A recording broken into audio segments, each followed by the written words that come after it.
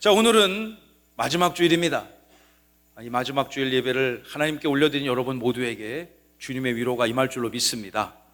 시편 121편 1절로 8절의 말씀을 가지고 우리 이런 제목으로 말씀을 나누겠습니다. 다 함께 읽어볼까요? 시작. 2024년 여호와 하나님께서 우리를 지키셨습니다. 할렐루야.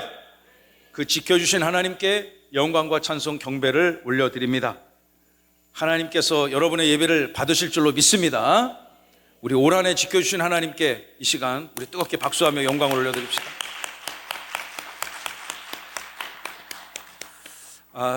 수년 전에 여러분 너무 잘 기억하시라 믿는데, 이 코로나라고 하는 인류가 예전에 경험해보지 못했던 이 대륙을 넘나드는 이 전염병이 생겨서 온 지구가 다 얼어붙은 적이 있었습니다. 그래서 많은 사람들이 경제적으로 매우 어려웠고, 또 자영업 하시는 분들 굉장히 힘들었고, 또 모든 국민들이 힘들었던 시기를 보낸 적이 있지 않습니까? 그래서 나라의 모든 정책 기조도 코로나 때문에 많이 바뀌었습니다. 또 예전에 없었던 비대면 사회, 이런 말은 예전에 없던 말이잖아요. 코로나 때문에 생긴 신조어 문화도 많이 생겼고, 나라의 재정 지출의 방향과 규모도 여러분 거기에 집중해서 많이 바뀌었습니다. 많은 분들이 힘들고 어려운 시기를 잘 보냈고, 그 어려운 시기도 하나님이 지켜주셨음을 저는 믿습니다. 이제 수년 지나면서 사회가 많이 그것으로부터 해방되어졌고 회복이 되어졌습니다. 그런데 그 코로나 때문에 많은 분들이 어려웠지만, 특별히 어려웠던 또 이 공동체 중에 하나가 한국의 교회들입니다. 주일은 여러분과 같이 예배를 드려야 되는데 예배를 드리지 못하는 경우가 생겼습니다. 모이지 못하는 그런 일이 생기니까 여러분, 많은 사람들이 교회를 끊어버리게 되는, 믿음을 끊어버리게 되는 그런 안타까운 현실이 생기게 됐습니다. 그래서 한국의 주요 개신 기독교회들이 가을마다 총회를 열지 않습니까? 그 총회를 열면서 우리 교단에 속해 있는 성도들은 몇 명입니다, 이런 거를 교단에 보고를 합니다. 그럼 기독교 언론들이 그걸 다 취합을 해서 이제 기사로 만들어서 사회에 공개를 하죠. 그런데 많은 교단들이 성도가 많이 줄었습니다. 대략 한 25 내지 30%가 이전과 이후로 나뉠 만큼 성도가 줄었습니다. 그럼 이제 코로나 끝났으니까 다시 돌아오고 회복돼야 되는데 아직 안 돌아오는 분들이 많이 계시는 것 같습니다. 그래서 저도 전도하고 신방하고 바깥에서 귀한 분들을 만날 때마다 교회에 오시라고 그러면은 코로나 때 이후로 어떻게 하다가 끊었다고, 그렇게 얘기하시는 분들이 꽤 많이 있는 걸 알게 됐습니다. 그럼 저희는 그럽니다. 하나님 믿는 믿음을 왜 끊으시냐고. 끊는 건 술이나 담배를 끊으셔야지. 여러분, 우리는 교회를 끊어서 성전, 예배당을 끊어서는 살 수 없는 인생들임을 여러분 믿으시기 바랍니다.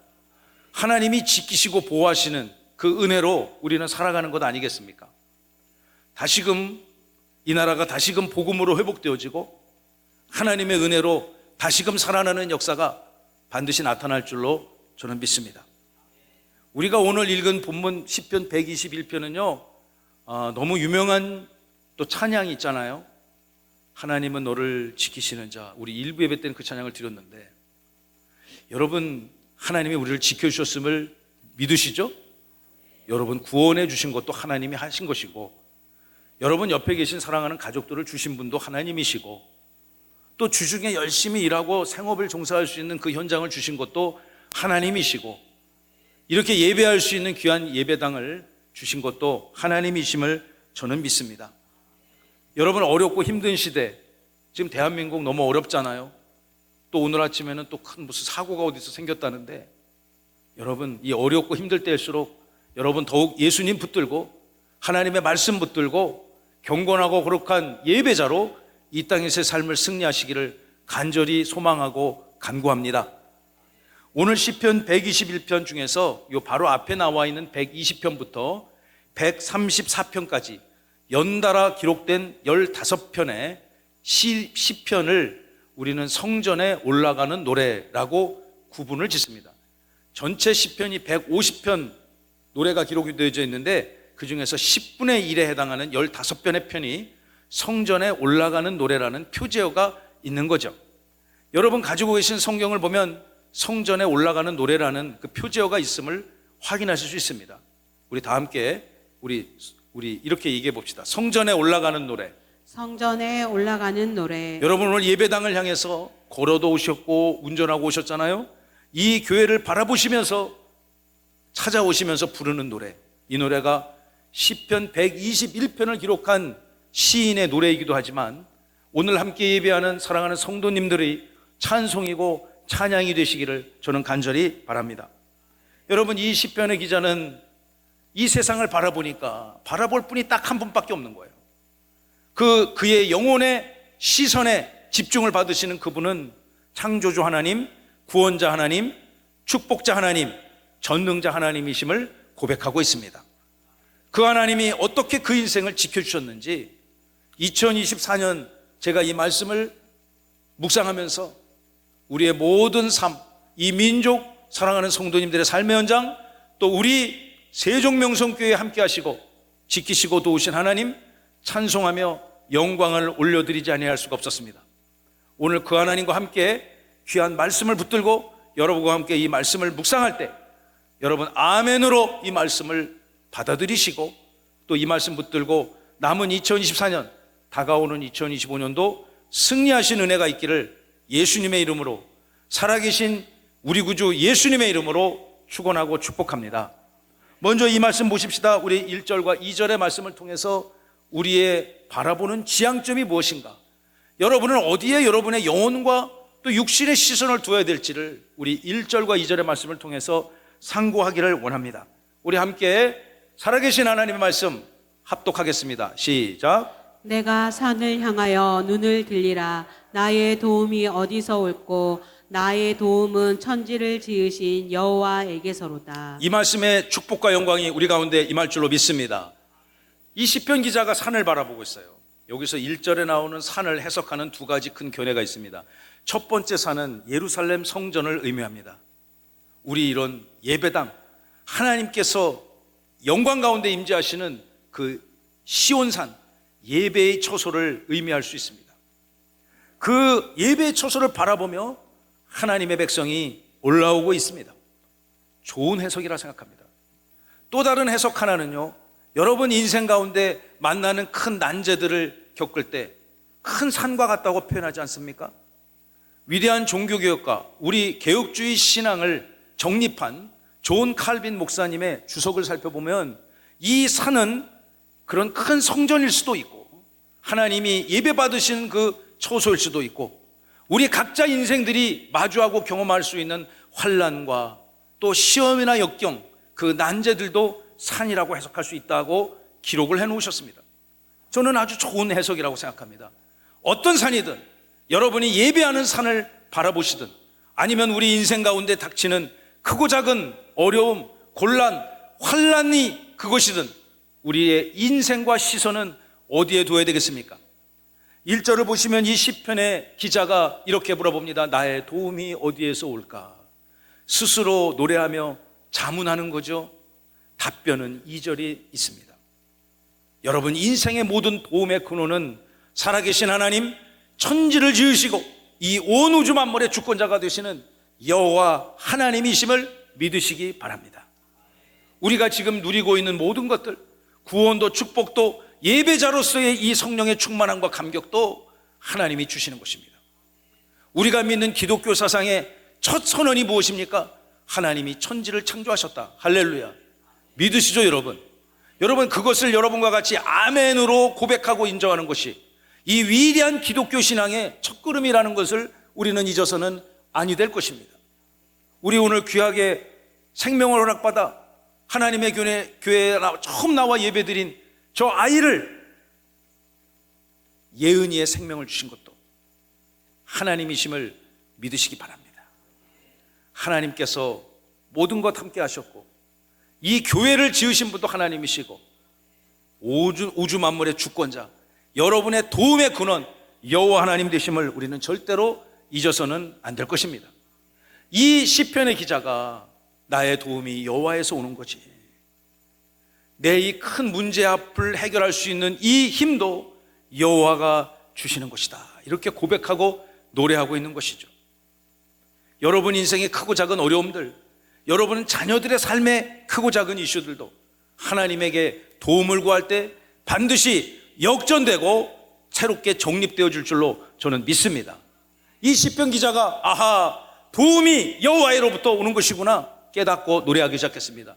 그리고 3절부터 나머지 8절까지는 그 하나님이, 천지를 지으신 그 하나님이 어떻게 그 인생을 돕고 섬기고 지켜주시는가, 우리는 그 말씀을 붙들고 꼭 이 52주차 마지막 주일 예배를 하나님께 올려드리기를 원합니다.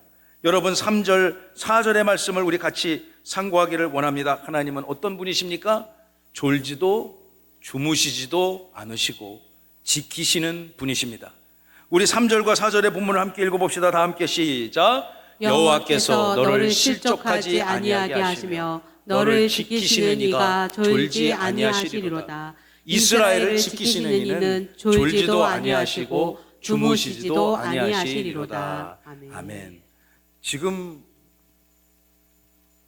좋으시거나 주무시는 분 없습니다. 우리 교회 굉장히 예배 분위기가 좋습니다. 하나님도 기뻐하시리라 믿습니다. 우리 인간은 졸아야죠. 졸기도 해야 되고 또 밤에는 잘 주무시고, 하나님을 예배하는 여러분들에게는 불면증이란 1분도 없을지어다. 밤에 잘 주무시기 바랍니다. 그리고 낮에는 왕성히 주께서 주신 삶을 영유하시고 경영하시기를 바랍니다. 저도요, 하루 일과를 새벽 한 4시 40분쯤 일어나서 보통 이제 잠자러 드는 시간이 12시 반에서 1시 사이인데, 하나님, 제가 4시간 수면은 꼭 주께서 저를 불쌍히 여기셔서 지켜주시기를 원합니다. 그리고 그냥 팩 쓰러져 잡니다. 그리고 하나님이 그 새벽에는 피로를 씻어주시고 교회와 성도와 하나님 섬길 수 있는 그 힘을 주심을 날마다 느낍니다. 사랑하는 교회 여러분, 여러분의 삶이 건강하게 되기를 축원합니다. 그런데 이 시편 기자가 노래합니다. 우리 하나님은 졸지도 주무시지도 않는다. 무슨 말씀일까요? 24시간 하나님은 깨어 계신다는 거예요. 24시간은 항상 당신께서 구원하기로 작정하시고 택정하신 영광의 백성들을 지키기 위해서 단 한순간도 우리에게 임하신 당신의 시선을 떼지 않으신다. 할렐루야. 여러분, 이것이 얼마나 우리에게 큰 위로가 됩니까? 하나님은 24시간 비상 상태로 우리를 지키고 보호하신다는 것입니다. 군대 갔다 오신 남자 성도님들 이해하시겠지만, 군대 가면 5분 대기조라는 게 있어요. 5분 대기조. 그러니까 갑자기 막 그런 훈련도 해요. 비상이 막 울립니다. 비상 걸렸다. 그럼 5분 대기조 역할을 받은, 보통 이제 제가 있었던 부대는 일주일마다 돌아가면서 했어요, 그걸. 그리고 그러니까 일주일 동안은 이 잠을 자면서도 군복을 다 입고 자고, 바로 5분 안에 그 현장에 가야 되니까 이 전투 준비 태세를 딱 갖춰서 현장에 딱 투입돼야 되니까 매일 그 훈련을 반복해서 하는 거죠. 5분 안에 오냐 못 오냐 이거를 갑자기 검사하기도 하죠. 그런데 하나님은 이 5분도 긴 거예요.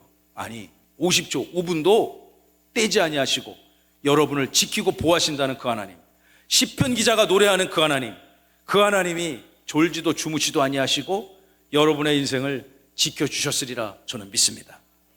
여러분의 삶의 현장도 저의 목회도 졸지도 주무시지도 아니하시는 완전하신 그 하나님이 도와주셨음을 고백합니다.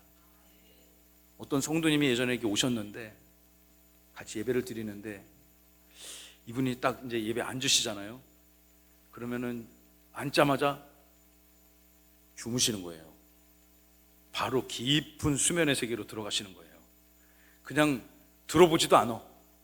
뭐 무슨 얘기인지 들어보지도 않고 그냥 앉자마자 주무시는 거예요. 그래서 제가 어떻게 하면 저분이 예배를 좀, 저는 딱 설교를 30분 합니다. 더 하고 싶은 생각도 있는데 30분만 하려고 합니다. 그 10분만이라도 좀 들었으면 좋겠다. 근데 잘 안 되시더라고. 그래서 제가 기도했습니다. 주님, 저분에게 건강도 주시고 말씀이 들어갈 수 있는 은혜를 주옵소서. 그 가정에 신방을 갔습니다.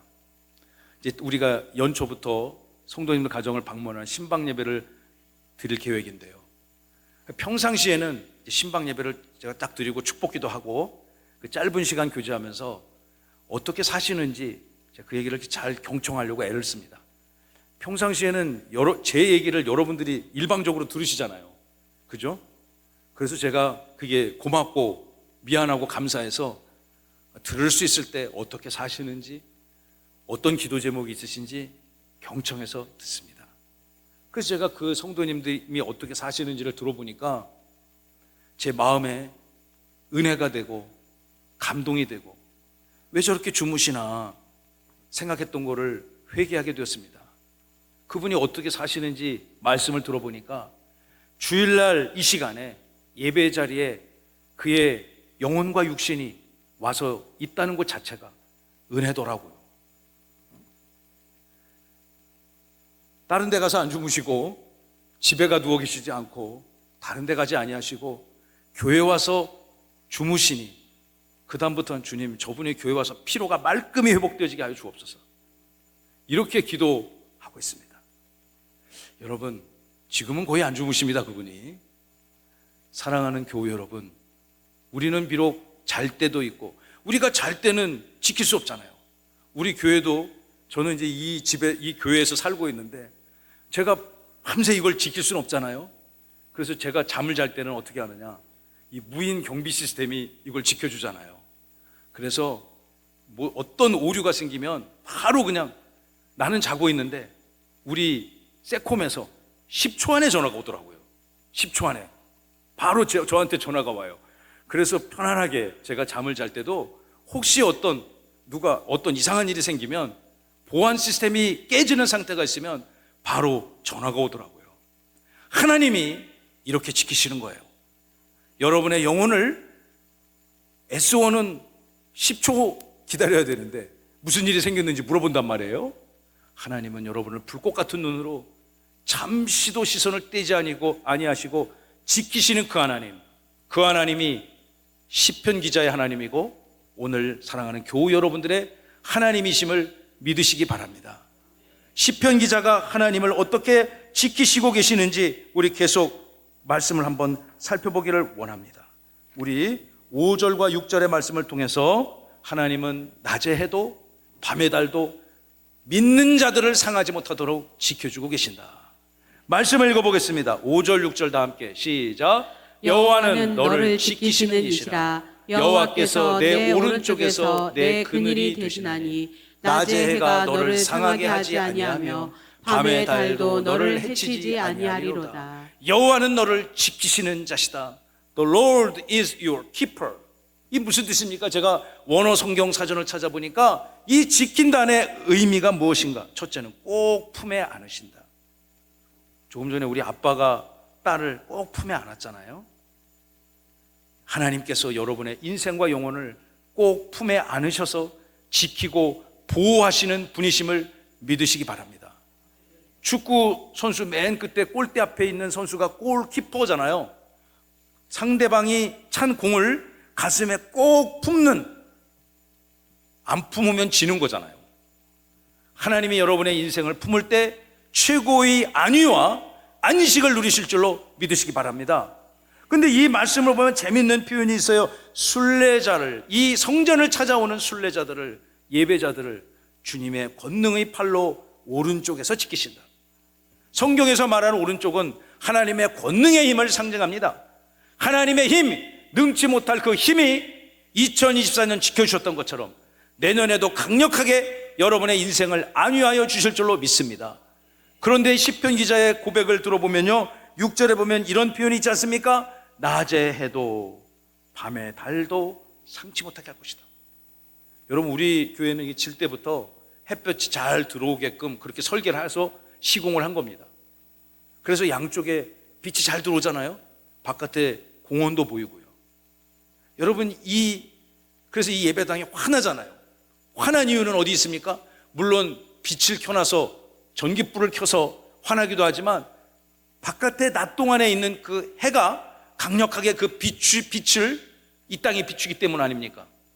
여러분 인생 사시면서 저 하늘에 있는 태양이 여러분을 해치게 할 수 있다, 이런 고민 해본 적 있습니까? 그런 고민을, 저 하늘에 떠 있는 해가 나를 갑자기 덮쳐가지고 나에게 엄청난 화상을 입히게 하고 나의 생명을 취해갈 수 있다라고 생각한다면 이 얼마나 두렵겠습니까? 언제 떨어질지 모르잖아요. 밤이 됐습니다. 밤에는 달이 있지 않습니까? 밤하늘에 떠 있는 저 달이 나를 덮쳐서 나의 집에 떨어진다거나 나의 삶의 현장에 떨어진다고, 이런 고민 해본 적 있습니까? 있습니까? 저는 없었던 것 같아요.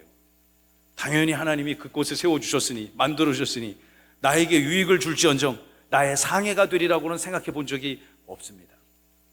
제가 얼마 전에 어떤 분의 글을 읽게 되었는데, 여러분 전 세계에서 가장 강한 나라가 어느 나라죠? 그렇죠, 뭐 미국이죠. 뭐 그걸 누가 부인할 수 있겠습니까? 그 미국이라는 나라가 갑자기 우리를 공격할 그런 스트레스 갖고 사십니까? 대한민국 국민이? 그죠? 저도 그런 고민하죠. 우리는 한미 동맹, 한미 수호 그 동맹 협약이 있어가지고 우리가 문제 생기면 바로 참전하잖아요. 돕기 위해서 약속된 협약에 따라서.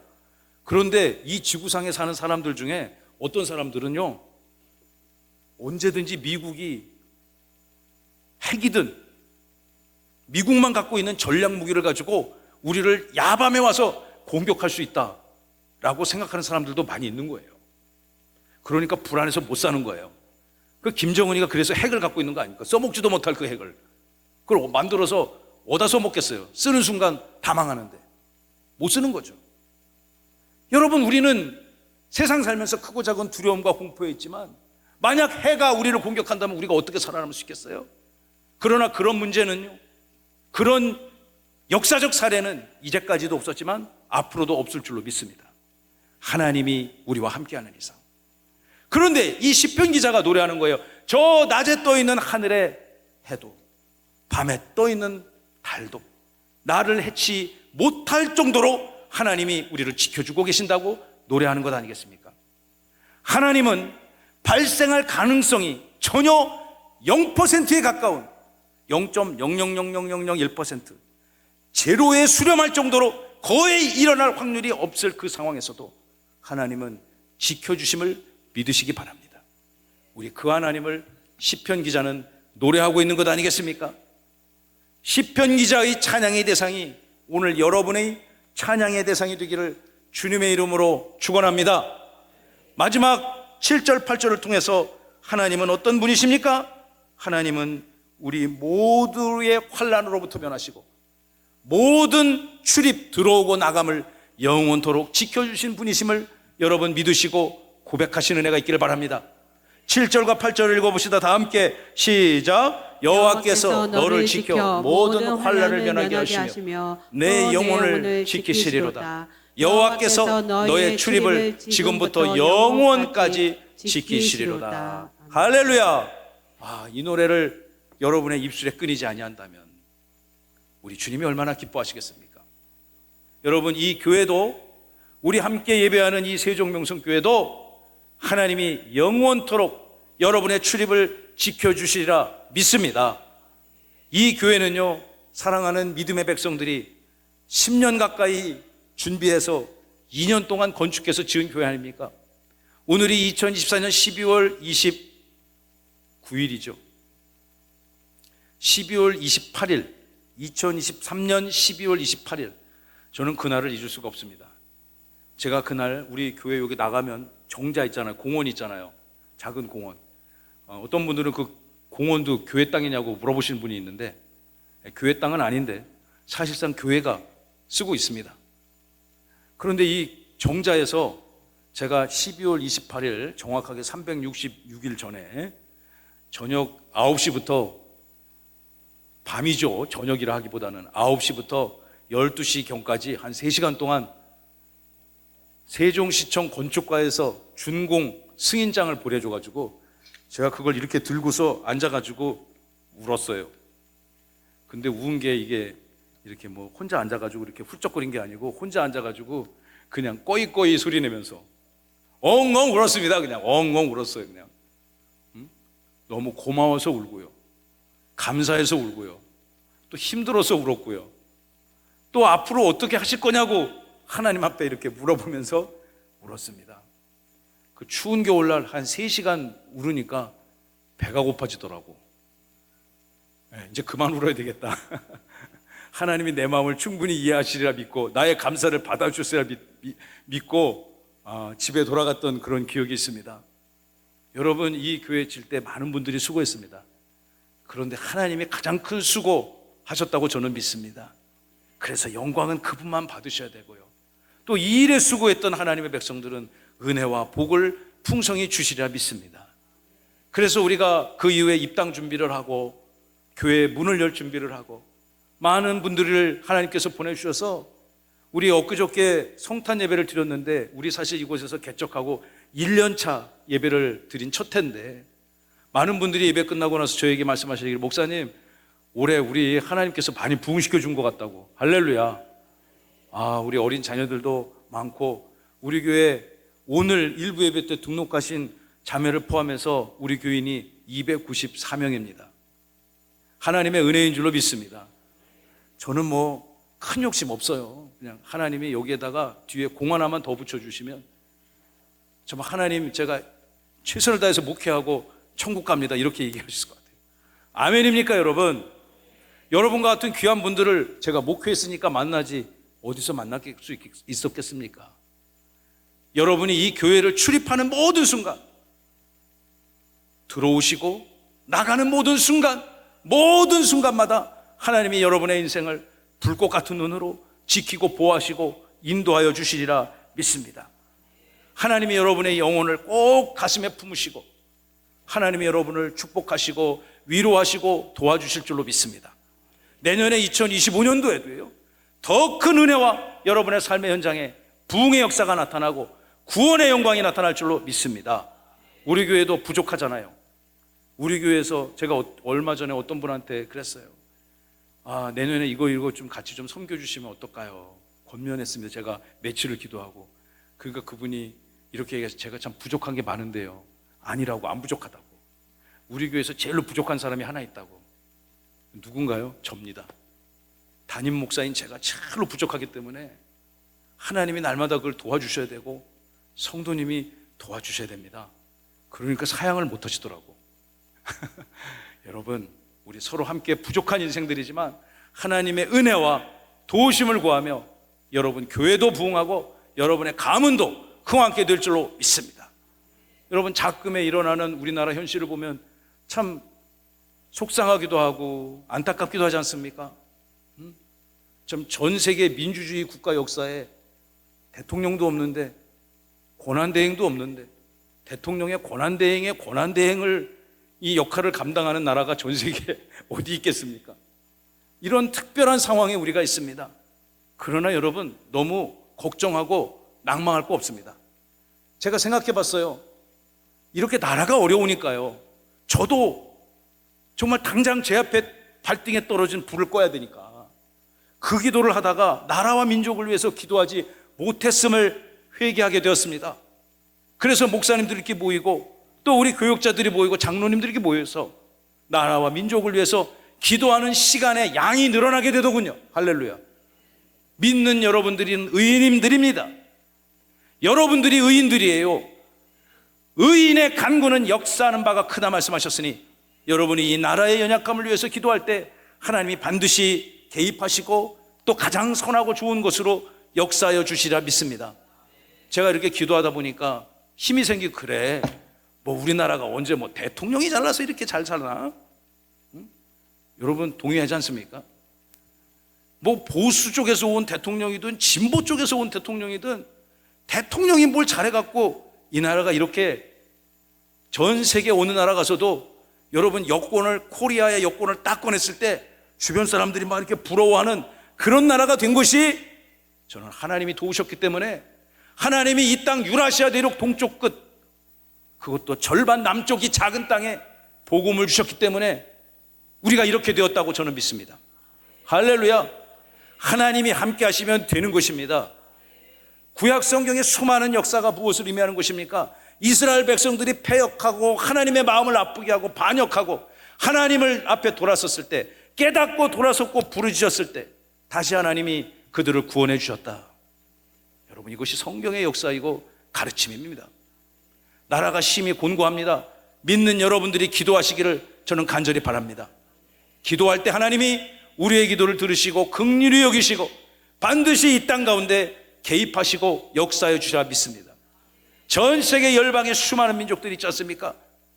수십 헤아릴 수 없는 수만 가지의 열방의 민족들이, 야, 저 대한민국과 같이 저 큰 대륙 끝에 붙어있는 저 작은 나라가 하나님을 받아들인다면, 복음을 받아들인다면, 하나님을 예배하는 백성이라면 저렇게 은혜를 입는구나.